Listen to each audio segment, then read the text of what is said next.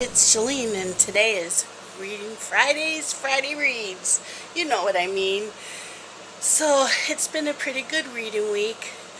Um, I finished hashtag Rizbat, that was on Twitter, and I finished 6 books doing that and started a 7th. So, I felt I did pretty good.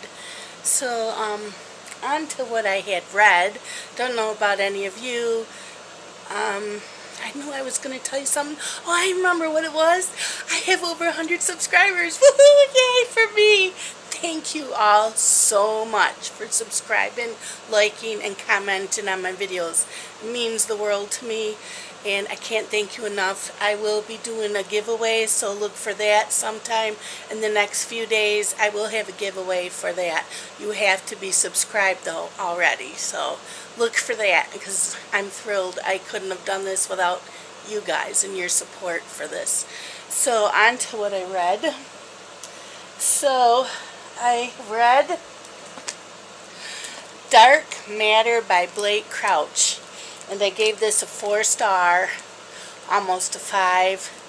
This book was so good. I didn't think I was going to like it. Everybody kept talking about this on a few booktube videos, so I wasn't quite sure, but yeah, this guy was abducted, and he woke up in a lab, and they didn't believe who he was, and they said he wasn't married and he didn't have a kid, and come to find out there's other realms, and he was put into a different realm, and so he's trying to get back to his family, and it's really, really good. He keeps getting into other realms, so yeah, I really liked this. And then I read Faking Normal by Courtney C. Stevens, and I gave this a 4-star as well. She had something happen to her over the summer. She's a young woman, teenager, and she becomes into one of these that does self-healing. There's trigger warnings. She hurts herself when she's upset, and there's a trigger warning of rape in here, so just to let any of you know if that's a problem, to stay away from this. But I felt it was a very good book. Who I thought it was not, and I was very surprised. I did like this book. I didn't think I was going to like it as much as I did. The next, this is Ruby, and you guys probably haven't seen her in a while. She doesn't usually bother me when I'm sitting on the couch here.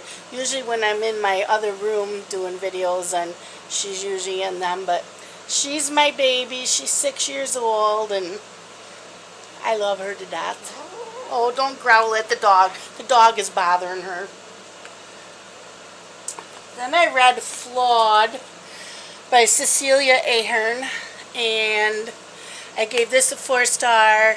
I started reading this, and I was getting very, very pissed off because they brand people and find flaws with you if you make a mistake in your life.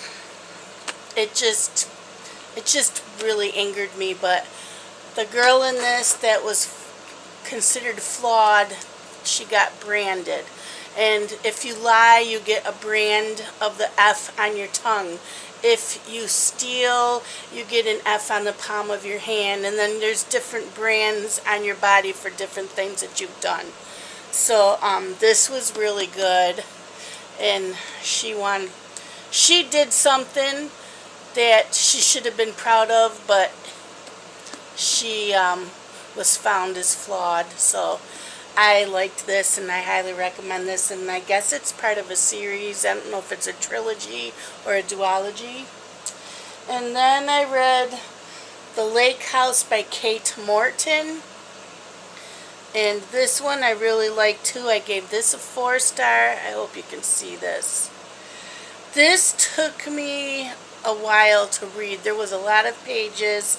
I got bored with it a little bit, and it has to do with a toddler that had disappeared 70 years ago, and it starts out, I can't remember if it starts out with his disappearance. Anyways, it goes from the present to the past to the present to the past quite a bit through the book.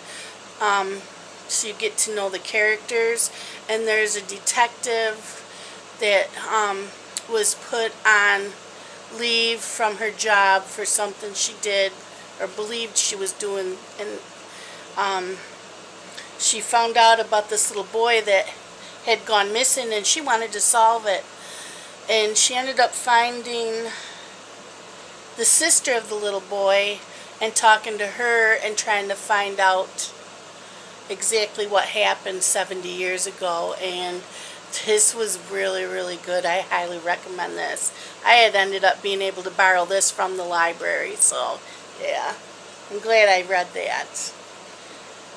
And then tonight I finished the first part of Luck's Beginnings by Jennifer L. Armentrout. The first one is called Obsidian, and I gave this a 4-star. I started out with this going, I don't know. I bought the whole series and I kept putting it off and putting it off because everybody said it was an alien love story, and like, I don't know if I like aliens, but I'll tell you what, I got sucked into this book. I started it last night. I finished it tonight. I could not put it down. It was very, very good. I highly recommend it, and as soon as I'm done with this video, I may start the next book, which is called Onyx. And yeah, I'm reading this with Crystal from Crystal Bookworm, I think it's. I'll link it down below, but her and I are doing this as a buddy read, and she says she likes it too, and she didn't think she would, so I'm really thrilled. So then next, what I'm reading, like I said, I'm going to read Onyx next, and then the next book has 2 more books in it. This one's called Consequences, and the 2 books in this are called Opal and Origin, so they're part of this series. And then the final book is called Opposition, and that's the final story of this. And then I have Obsidian, or Oblivion I mean, which is from the point of view of Damon, who is the main male character in the series. So I will read that when I will read this one when I'm done with the rest of the book. So those should keep me busy for a while, and I'm hoping I like this just as much.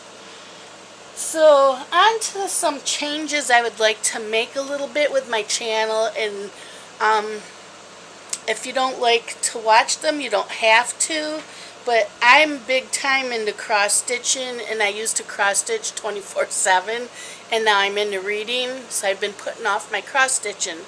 So Sundays now I want to cross stitch all day and watch my TV shows that I had DVR'd, or watch movies. I love watching movies. I'm missing movies because I'm reading so much, where when I cross stitch I can watch. So Sundays I plan on cross stitching and watching movies, and then I thought maybe I would do a video on Sunday nights of what I cross stitched on. You won't see me cross stitch, and I won't do that, but I will hold up what I cross stitched and when I started it, and what I watched while stitching. So thought maybe there would be something different to do. And then Wednesdays I like to color for like 2 hours from like 6 p.m. to 8 p.m. and I usually go to a friend's house. Sometimes I don't. If it's too hot out, she doesn't have air conditioning, so I don't go. I haven't gone in a few weeks. But if I'm home, I'll watch a movie while I'm coloring. But I think I'll do a video on Wednesday nights of what I colored, and what book it was from, and what I used, because I have markers and colored pencils, different brands. So I thought I would do something a little bit different with the channel, and it wouldn't all be about books, but mostly books, because that's mostly what I'm about. So I just wanted your opinion, and like I said, if you don't want to watch those, you don't have to. It will tell in the title, you know, if it's cross-stitching or coloring. And let me know what you're up to, and if you have plans this weekend. I belong to bookcrossing.com, and there's a group of us that get together the second Saturday of every month, and we exchange books. We just swap out books. We have lunch together at